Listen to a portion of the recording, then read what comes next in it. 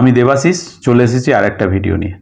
গতকাল কলকাতায় গেছিলাম। কলকাতায় মেট্রো স্টেশনে একটা অ্যাড দেখলাম, সকল সমস্যার সমাধান, সাফল্যের শেষ কথা, বশীকরণ করা হয়, এই নিয়ে প্রচুর অ্যাড।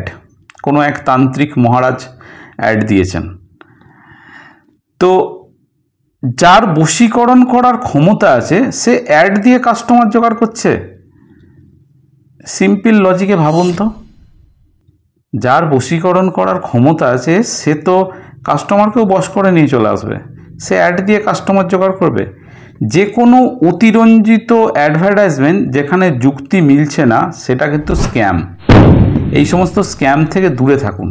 স্টক মার্কেটেও কিন্তু এই ধরনের অতিরিক্ত স্ক্যাম আছে। এই জাস্ট একটু আগেই আমার ফোনে একটা ভিডিও এসেছিলো, বলছে এমন শেখাবো 15 মিনিটের মধ্যে প্রফিট করে কম্পিউটার বন্ধ করে দেবে। অর্থাৎ 9:15 মার্কেট ওপেন হবে, 9:30 তুমি মার্কেট বন্ধ করে অফিসে কাজে চলে যেতে পারবে।